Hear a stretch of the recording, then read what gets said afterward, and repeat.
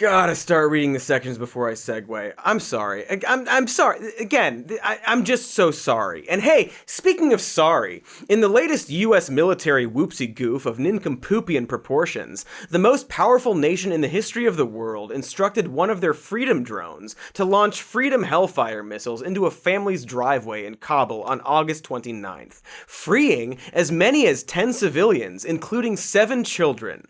The military initially lied about the strike, calling it a resounding success that had prevented a known ISIS affiliate from delivering explosives to his fellow terrorists.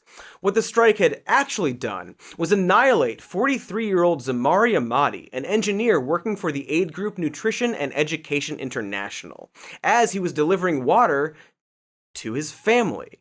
So it was kind of like terrorism in the sense that he was terrorizing thirst. Like the way the Kool-Aid Man breaks through walls, I guess, or how Professor Beveridge f***s your crush in front of you. After nearly 3 weeks of boldly insisting that the attack was a righteous strike, the best kind of strike, that had neutralized multiple suicide bombers, the worst kind of bombers, the Pentagon finally admitted that they had killed way less Islamic State members than initially reported, a grand total of 0. And way more children.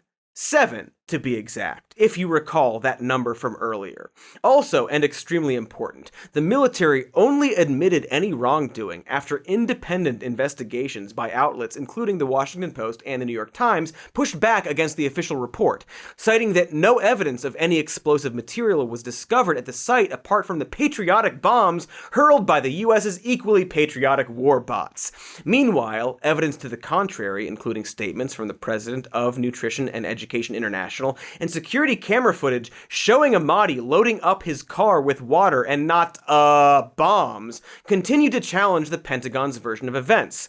True to form, the Pentagon drove this truth-suppressing bus until the wheels fell off, sticking to their remotely operated guns until the last possible moment, which will forever be until we can no longer credibly deny it. And so Marine General Frank McKenzie, head of U.S. Central Command, finally apologized. I offer my profound condolences to the family and friends of those who were killed.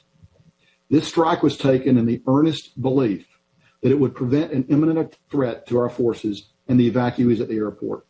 But it was a mistake, and I offer my sincere apology. See? He's sorry! So everything is okay again. General Poutface Child Murder went on to say that the strike occurred after as many as 6 drones tracked Ahmadi's car for roughly 8 hours in the same press conference with a straight face. So I'm not an expert, and in fact I'm pretty high right now, but if you spy on someone for an entire day and then decide to shoot missiles at their car while it is parked in a residential driveway, that's not a mistake. That's empowered incompetence, and it is functioning as designed. Like, if you own a restaurant and someone comes in and places an order and you stare at the ticket for 8 hours before making the order completely wrong and dropping a basket of grenades on their table, you didn't make a tragic mistake. You're a murderer who shouldn't be allowed to own a restaurant, or grenades, honestly.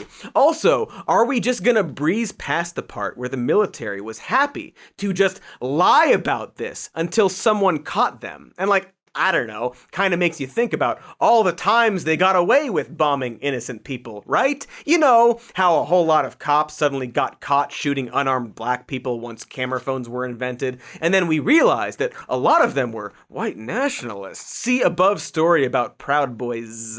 And then realized on that realization that this was probably happening for since America. And so perhaps this isn't something we just move on from. Perhaps we need to have a serious think about our military and what they are and aren't allowed to do. And, consequences. All right. Because we're somehow okay with the idea of all of our governments zooming around the globe on remote-controlled gliders, lobbing bombs at people like the damn Green Goblin. Mackenzie got to go on TV and apologize for unilaterally murdering nearly a dozen people without finishing the press conference in handcuffs. In an effort to make amends for America's latest war crime, Mackenzie added that the military was considering paying restitution to the families of the victims. Considering! Well, Hopefully, they consider restitution for longer than 8 hours before wiping it off the face of the earth, despite the undeniably magnanimous gesture of promising to maybe think about deciding to possibly hold themselves accountable one day in the future. Ahmadi's brother Amal, whose 3-year-old daughter was among those killed in the strike, told Mackenzie to stuff his sorries in a sack and then climb in that sack and eat fistfuls of his own shit, gobble it up, like a green goblin. Ahmadi demanded the persons responsible for ordering the strike be punished, insisting that the US military's vast surveillance network should have been able to see that his brother's car was surrounded by children, considering the military surveilled his brother's car with multiple drones for 8 hours before calling in an airstrike on his driveway and then lied about it for weeks. It's hard not to see his point. Maybe the United States should start punishing its war criminals instead of doing that other thing we've been doing with them. It's a senseless, infuriating tragedy. But I'll rest a little easier tonight knowing that the military is considering the possibility of doing something to help that poor family it obliterated. Maybe sometime down the road. But I guess in the meantime, here's the link to the donation page for Nutrition and Education International. They probably need a hand since the US is fucking bombing their employees, you know? Hey, thanks for watching that clip. Here's the evergreen end plate to ask you to like and subscribe. It's any day of the year where you are.